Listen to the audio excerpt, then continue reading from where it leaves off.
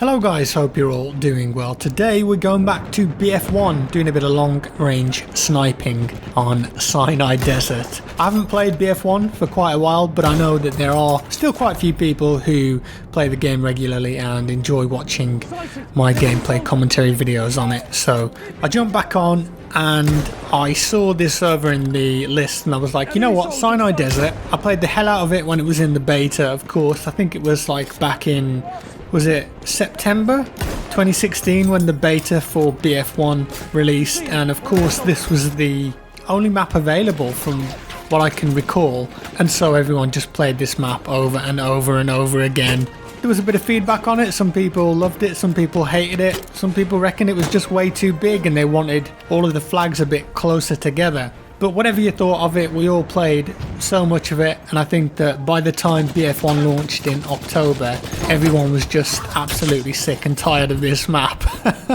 And I really haven't played it much at all since the game launched. But it is one of those maps where if you fancy doing a bit of sniping, you can just get the Gewehr or the Springfield, whack a big scope on it and just sit on a mountain and snipe away to your heart's content. Not exactly conducive to winning the match and objective play, but still quite fun nonetheless. There's nothing quite as satisfying as nailing those longer range headshots. And it makes me think about the potential sniping opportunities in BF5.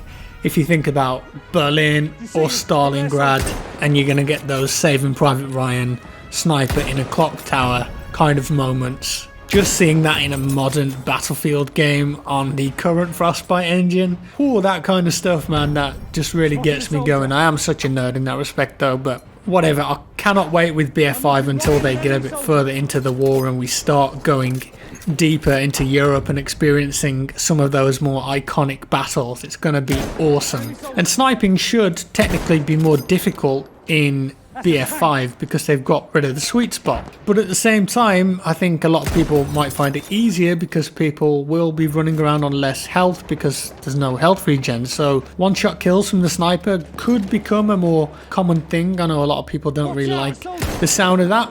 We'll see how DICE choose to balance that when the game releases, but in the closed alpha you could be very effective with the sniper rifles. Now moving on, if you hadn't noticed, there was an update to BF1 yesterday on all platforms, and this got some people very excited because they've added a Xbox One X enhanced mode for the game. So if you're lucky enough to have an Xbox One X and a 4K TV, you can now play in the enhanced mode, which I think just means like a native 4K resolution with HDR. I've not tried it out myself yet, but I was thinking it could be cool to jump on for a few games and check it out and do kind of like a review of what the game's like on Xbox One X. Now it's got the enhanced stuff. Does it run better? Does it look any better? I've seen the HDR stuff already because they've released that in a previous update. But as for the game running natively at 4K on console, I think that's quite impressive, so I'd like to check that out. Now, as well as this, the team at DICE LA have been working on a lot of HUD customization. So the user interface on the screen already had a load of stuff that you could change and adjust. But now they've really upped it and you can just customize absolutely everything practically. So for example, you can now change the color and visibility of the lens sight reticles. Have a pink one if you like, I'm not going to go with that, but each unto their own. And they've also added the option for compass bearing numbers on the minimap.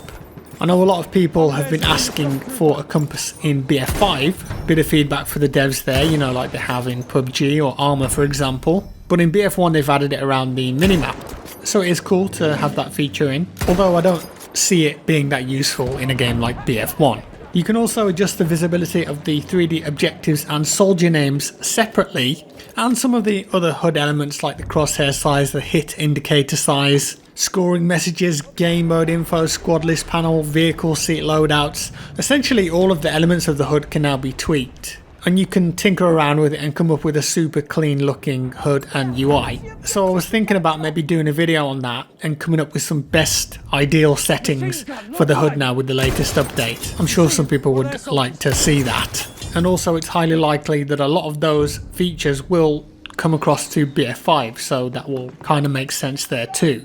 But I reckon that will be the last ever update for BF1 unless anything goes tragically wrong with the game, like there's some game-breaking bug or a weapon that's incredibly overpowered or something like that. I don't really see them updating the game anymore, but BF1 definitely had a good run, and I don't think we're ever going to get a game like BF1 again. I think it's going to be one of a kind. Like, I doubt that we'll see any AAA developers at least have a crack at World War One, because it's just been done now. Like, obviously this is a highly fantasized version of World War One using the locations and the weaponry and a lot of experimental weaponry that was never actually used in the war.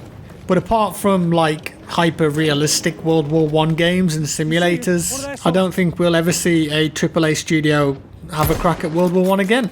I'll tell you what I would like to see though, is a series of movies or like a cinematic universe based on Battlefield's steampunky fantasy version of World War One, because I think that you could tell some really interesting stories there. The only similar thing that I've ever really seen in the movies, which is like Battlefield's take on World War One, was the scene in Wonder Woman where they go over the top in the trenches, and also there was a scene in a Zack Snyder movie called Sucker Punch, and if you go and watch that, you can see the scenes of it on YouTube. Some of it is so similar to the style and aesthetic that they went with in BF1. But apart from those two things in movies, we've never really seen a fantasy style World War One movie. And I just think it would be dope to see something like that. Because BF1 here has created a very interesting and unique looking game universe, I suppose you could call it. So Hollywood, please steal some ideas from this, because I think there's some brilliant popcorn entertainment to be had there,